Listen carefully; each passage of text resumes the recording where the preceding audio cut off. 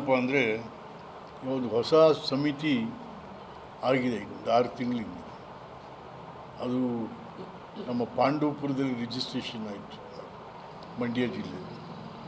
So ಅದಕ್ಕೆ ಸಂಬಂಧಪಟ್ಟಂಥವರು ಅದ್ರ ಹೆಸರೇನಪ್ಪ ಅಂದರೆ ರಾಷ್ಟ್ರೀಯ ಮಾನವ ಹಕ್ಕುಗಳ ಪುರುಷರ ಹಿತರಕ್ಷಣಾ ಸಮಿತಿ ಅಂತ.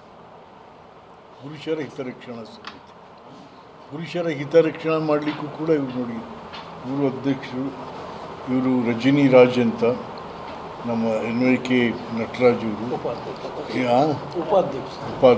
ನೀವು ಪರಿಚಯ ಮಾಡಿ ಮೇಡಮ್ ಎಲ್ಲರೂ. ಕೃಷ್ಣ ಅರಸ್ ಅಂತ, ಮಂಡ್ಯ ಜಿಲ್ಲಾ. ಪರಿಚಯ ಮಾಡ್ಕೊಳ್ಳಿ. ನಮಸ್ಕಾರ ಎಲ್ಲರೂ ಮಾಧ್ಯಮ ಸ್ನೇಹಿತರಿಗೆ. ನಾನು ಮಂಡ್ಯ ಜಿಲ್ಲಾ ರಾಷ್ಟ್ರೀಯ ಹಿತರಕ್ಷಣಾ ಸಮಿತಿ ಮಂಡ್ಯ ಜಿಲ್ಲಾ ಅಧ್ಯಕ್ಷ ಆಗಿದ್ದೀನಿ. ಕೃಷ್ಣ ಅರಸ್ ಅಂತ. ರಾಷ್ಟ್ರೀಯ ಪುರುಷರ ಹಿತರಕ್ಷಣಾ ಸಮಿತಿಯ ಸಂಸ್ಥಾಪಕ ಅಧ್ಯಕ್ಷೆಯಾದ ಶ್ರೀಮತಿ ರಜಿನಿ ರಾಜಾದ ನಾನು. ನಮ್ಮ ರಾಷ್ಟ್ರೀಯ ಪುರುಷರ ಹಿತರಕ್ಷಣಾ ಸಮಿತಿ ಅಸ್ತಿತ್ವಕ್ಕೆ ಬರಲಿಕ್ಕೆ ನಮ್ಮ ಈ ಧುರೀಣ ವ್ಯಕ್ತಿಯಾದಂಥ ಇವರನ್ನು ನಾವು ಕೇಳಿಕೊಂಡಾಗ ಖಂಡಿತ ನಾನು ಇದಕ್ಕೆ ಕೈ ಜೋಡಿಸ್ತೀನಿ, ಪುರುಷರಿಗೂ ಎಲ್ಲೋ ಒಂದು ಕಡೆ ಅನ್ಯಾಯ ಆಗುವಾಗ ನನ್ನ ಕೈಯನ್ನು ಜೋಡಿಸ್ತೀನಿ ಅಂಥೇಳಿ ಇವರನ್ನು ರಾಷ್ಟ್ರೀಯ ಗೌರವಾಧ್ಯಕ್ಷರನ್ನಾಗಿ ನಾನು ಮಾಡಿದ್ದೇನೆ. ಇವ್ರ ಪಕ್ಕ ಕೂತಿರೋರು ನಟರಾಜ್ ಅಂತ, ಅಧಿಕಾರಿಯಾಗಿ ನಿವೃತ್ತ ಅಧಿಕಾರಿಯಾಗಿದ್ದಾರೆ. ಇವ್ರನ್ನ ರಾಷ್ಟ್ರೀಯ ಉಪಾಧ್ಯಕ್ಷರಾಗಿ ಆಯ್ಕೆ ಮಾಡಿದ್ದೇನೆ. ಈ ಕಡೆ ಕೂತಿರೋರು ಮಂಡ್ಯ ಜಿಲ್ಲೆ ಅಧ್ಯಕ್ಷರನ್ನಾಗಿ ಪುರುಷರ ಸಮಿತಿಗೆ ಆಯ್ಕೆ ಮಾಡಿದ್ದೇನೆ. ನಮ್ಮ ಮಹಿಳಾ ವಿಂಗ್ ಅಂತ ಬಂದಾಗ ನಮ್ಮ ಖಜಾಂಚಿಯವರವರು ವೇದ ಅವರು ಅಂತೇಳಿ ರಾಷ್ಟ್ರೀಯ ಸಮಿತಿಯ ರಾಷ್ಟ್ರೀಯ ಖಜಾಂಚಿಯವರು. ನಮ್ಮ ಮಹಿಳಾ ವಿಂಗ್ ಅಂತ ಬಂದಾಗ ಮಂಡ್ಯ ಜಿಲ್ಲೆಯ ಅಧ್ಯಕ್ಷರಾಗಿ ಶಕುಂತಲಾ ಅವರು ಆಯ್ಕೆ ಮಾಡಿದ್ದೇನೆ. ಮತ್ತು ಇದೇ ಥರ ಉಪಾಧ್ಯಕ್ಷರಾಗಿ ಮಹಿಳಾ ವಿಂಗ್ನಲ್ಲಿ ನಮ್ಮ ಪ್ರಮೀಳಾ ಅವರನ್ನು ಆಯ್ಕೆ ಮಾಡಿದ್ದೇನೆ. ಈ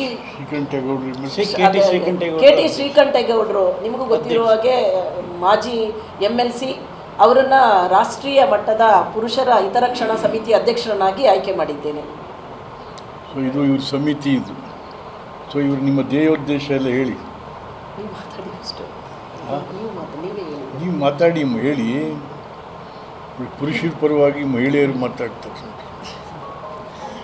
ಇಲ್ಲಿ ನೋಡಿ ಸರ್, ಯಾಕೆಂದರೆ ಹೆಣ್ಮಕ್ಳಿಗೇನಾದರೂ ಆಗಿದ್ರೆ ತಕ್ಷಣವೇ ಪತ್ರಿಕೆಲೆಲ್ಲ ಬರುತ್ತೆ, TV ಬರುತ್ತೆ, ಪೊಲೀಸ್ ಬರ್ತಾರೆ, ಏನೆಲ್ಲ ಆಗ್ತದೆ. ಅದೇ ಗಂಡು ಮಕ್ಕಳಿಗೆ ಯಾವ ರೀತಿನಾದರೂ ನೋವಾದರೆ ಅದು ಯಾರು ಕೂಡ ಅದ್ರ ಬಗ್ಗೆ ಗಮನನೂ ಕೂಡ ತಗೊಳ್ಳೋದಿಲ್ಲ. ಈಗ ತಾವು TVಯಲ್ಲಿ ನೋಡ್ತಾ ಇರ್ತೀವಿ, ಪತ್ರಿಕೆಯಲ್ಲಿ ನೋಡ್ತಾ ಇರ್ತೀವಿ, ನಿನ್ನೆಯಿಂದ ಬರ್ತಾಯಿದ್ದೀವಿ ನೋಡಿ, ಗಂಡನ್ನೇ ಸಾಯಿಸ್ಬಿಟ್ಟಾಳೆ ಮೈಸೂರಲ್ಲೇ. ಹೀಗೆ ಇದು ಬೇಕಾಷ್ಟು ಆಗ್ತಾ ಇದ್ದಾವೆ. ಸೊ ಗಂಡಸರು ಹೆಂಗಸರ ಕ್ರೌರ್ಯಕ್ಕೆ ಬಲಿಯಾಗ್ತಾ ಇದ್ದಾರೆ. ಅದನ್ನು ಎದುರಿಸೋದಕ್ಕೋಸ್ಕರ ಈ ಸಮಿತಿ ಇವತ್ತು ದಿವಸ, ಅದರಲ್ಲಿ ಗಂಡಸರು ಇದ್ದೀವಿ, ಹೆಂಗಸರು ಎಲ್ಲರೂ ಸೇರ್ಕೊಂಡು ಇದನ್ನು ಮಾಡಿದರೆ ಒಂದು ಹೊಸ ಸಮಿತಿ ಇದು ವಿಚಾರದಲ್ಲಿ. ಆದ್ದರಿಂದ ಇದಕ್ಕೆ ತಾವು ನಮ್ಮ ಮಾಧ್ಯಮದ ಸ್ನೇಹಿತರು ಇದಕ್ಕೆ ಹೆಚ್ಚಿನ ರೀತಿಯಲ್ಲಿ ಪ್ರೋತ್ಸಾಹ ಮಾಡಬೇಕು, ಬೆಂಬಲಿಸಬೇಕು, ಪ್ರಚಾರ ಕೂಡ ಆಗಬೇಕು, ಜನಕ್ಕೆ ಗೊತ್ತಾಗಬೇಕು ಇದು ಅಂತಕ್ಕಂಥದ್ದು.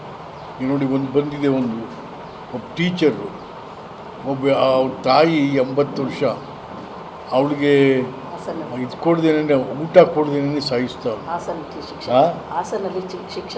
ಶಿಕ್ಷಕ ಮಂಡ್ಯ ಜಿಲ್ಲೆಯಲ್ಲಿ. ಸೊ ಅದೆಲ್ಲ ಆ ಥರದ್ದೆಲ್ಲ ಈಗ ಕಂಪ್ಲೇಂಟ್ಸ್ ಬರ್ತಾ ಇದ್ದಾವೆ. ಸೊ ಇದನ್ನು ಪೊಲೀಸ್ನವರು ತಗೊಳ್ಳೋದಿಲ್ಲ ಸೀರಿಯಸ್ ಆಗಿ.